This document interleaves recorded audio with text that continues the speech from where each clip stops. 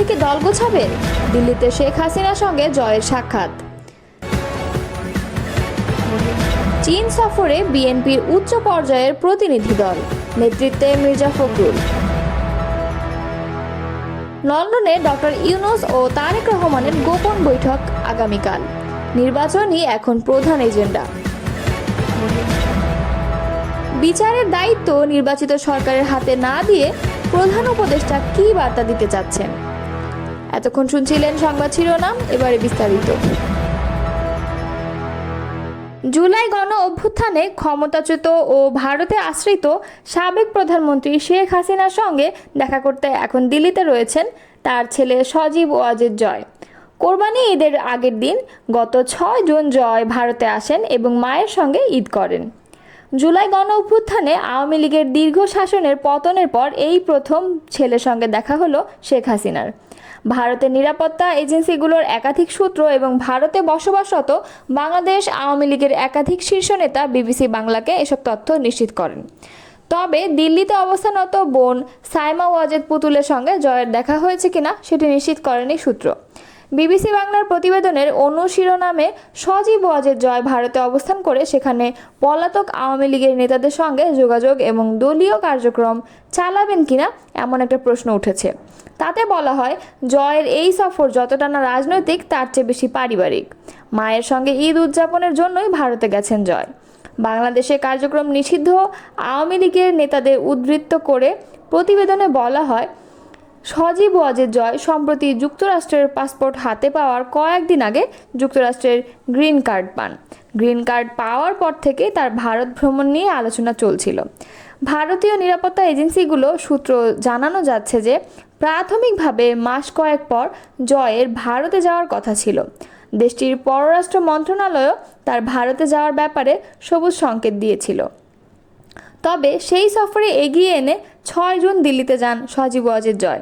নিরাপত্তা এজেন্সি সূত্রগুলো বলছে, বিমানবন্দর থেকে যথাযথ নিরাপত্তা দিয়েই তাকে পৌঁছে দেওয়া হয় শেখ হাসিনার গোপন ঠিকানায়। সেখানে শেখ রেহানাও রয়েছেন। ভিআইপিদের যেভাবে পাইলট কার সহ সামরিক পোশাক পরিহিত নিরাপত্তা রক্ষীদের ঘেরা টোপে নিয়ে যাওয়া হয়, ঠিক সেভাবে সজীব ওয়াজেদ জয়কে বিমানবন্দর থেকে নেওয়া হয়নি। তবে কড়া নিরাপত্তা ছিল, আর পুরোটাই করা হয়েছে অত্যন্ত গোপনে। আওয়ামী লীগের সূত্রগুলো জানাচ্ছে, শেখ হাসিনার কাছে এসে জয় রাজনৈতিক আলোচনা করেছেন ঠিকই, তবে ভারতে থেকে গিয়ে দলের কাজকর্মে সশরীরে যোগ দেওয়ার অভিপ্রায় নেই সজীব ওয়াজেদ জয়ের। একটা সময় অবশ্য শোনা গিয়েছিল যে ভারতে সফরে এসে মিস্টার ওয়াজেদ কলকাতাতেও আসতে পারেন। কলকাতা এবং তার আশেপাশের অঞ্চলেও যেহেতু আওয়ামী লীগের শীর্ষ নেতা, প্রাক্তন মন্ত্রী এবং এমপিরা থাকছেন এবং এই অঞ্চলে রয়েছে বাংলাদেশ থেকে পালিয়ে আসা আওয়ামী ঘনিষ্ঠ অনেক ব্যবসায়ী, প্রাক্তন পুলিশ কর্মকর্তা, আইনজীবী প্রমুখরা, তাই কলকাতায় এসে তাদের সঙ্গে বৈঠক করতে পারেন মিস্টার ওয়াজেদ, এরকমটা জানা যাচ্ছিল। এখন ভারতের নিরাপত্তা এজেন্সির সূত্রগুলো বলছে যে অন্তত এবার তার কলকাতায় আসার কোনো পরিকল্পনা নেই। আবার আওয়ামী লীগের সূত্র থেকে জানানো যাচ্ছে, দীর্ঘ সময় ভারতে থাকার পরিকল্পনা নেই তার। আগামী কয়েকদিনের মধ্যে তিনি হয়তো ফিরে যাবেন। জয় ভারতে আসার পর তার সঙ্গেও শীর্ষ নেতৃত্বের এখনও দেখা হয়নি বললে জানানো যাচ্ছে। গত বছর 5ই আগস্ট ঢাকা থেকে বাংলাদেশ বিমান বাহিনীর বিমানে চেপে ভারতে পালিয়ে আসার পর থেকে দিল্লিতেই শেখ হাসিনার থাকার ব্যবস্থা করেছিল ভারত সরকার। প্রথম 2-4 দিন শেখ হাসিনা ও তার বোন শেখ রেহানাকে রাখা হয়েছিল দিল্লির উপকণ্ঠে গাজিয়াবাদ হিন্দন বিমান ঘাঁটি টার্মিনাল বিল্ডিংয়ে, যেটি নিয়ন্ত্রণ ও পরিচালনার ভার দেশের বিমান বাহিনীর উপর।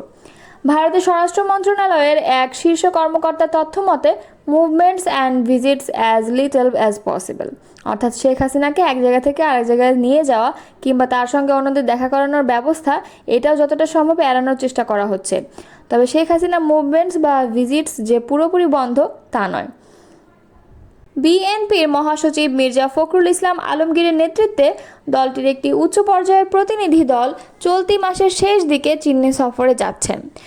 চীন সরকারের আমন্ত্রণে এই সফর অনুষ্ঠিত হতে যাচ্ছে বলে নিশ্চিত করেছেন বিএনপির মিডিয়া সেলের সদস্য সাইরুল কবির খান। জানতে চাইলে সাইরুল কবির খান ঢাকা পোস্টকে জানান, বিএনপির মহাসচিব মির্জা ফখরুল ইসলাম আলমগীর নেতৃত্বে একটি উচ্চ পর্যায়ের প্রতিনিধি দল চলতি মাসের শেষে চীন সফরে যাবেন। সফরটি হচ্ছে চীন সরকারের আমন্ত্রণে, তবে বিএনপির পক্ষ থেকে সফরের নির্দিষ্ট তারিখ, অংশগ্রহণকারী সদস্যদের তালিকা এবং সফরের বিস্তারিত কর্মসূচি এখনও আনুষ্ঠানিকভাবে প্রকাশ করা হয়নি। সফরকালে চীনের কমিউনিস্ট শীর্ষ নেতাদের সঙ্গে বৈঠক, দ্বিপাক্ষিক সম্পর্ক উন্নয়ন এবং রাজনৈতিক অভিজ্ঞতা বিনিময়ে বিষয়গুলো গুরুত্ব পাবে বলেও জানান বিএনপি নেতারা আরও বলেন, এই সফরের মাধ্যমে বিএনপির আন্তর্জাতিক মিত্র চীনের সঙ্গে সম্পর্ক আরও জোরদার করা হবে। বিশেষ করে সাম্প্রতিক বছরগুলোতে চীন বাংলাদেশ সম্পর্ক নতুন মাত্রা পেয়েছে।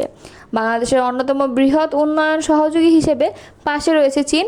ফলে দলগত ও আগামী দিনে বিএনপির রাষ্ট্র ক্ষমতায় আসলে চীনের সঙ্গে সম্পর্ক উন্নয়নে এই সফর কাজে লাগবে।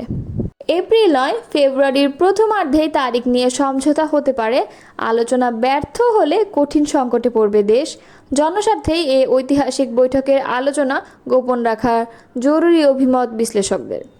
প্রধান উপদেষ্টা ডক্টর মোহাম্মদ ইউনূসের সঙ্গে বিএনপির ভারপ্রাপ্ত চেয়ারম্যান তারেক রহমানের ঐতিহাসিক বৈঠক হতে যাচ্ছে আগামীকাল শুক্রবার। লন্ডনে প্রধান উপদেষ্টার সঙ্গে ডরচেস্টার হোটেলে বৈঠকটি হবে রুদ্ধদ্বার। স্থানীয় সময়ে সকাল 9টা থেকে 11টা পর্যন্ত 2 ঘন্টার 1-to-1 বৈঠক। এই কারণে বৈঠকের এজেন্ডা নিয়ে জনমনে আরও বেশি চাঞ্চল্য ও উৎসাহ তৈরি হয়েছে। তবে দুই পক্ষের একাধিক নির্ভরযোগ্য সূত্র যুগান্তরকে জানিয়েছে, প্রয়োজনীয় সব বিষয় নিয়ে আলোচনা হবে এবং ইতোমধ্যে দুই তরফ থেকে এই বিষয়ে প্রস্তুতিও সম্পন্ন হয়েছে।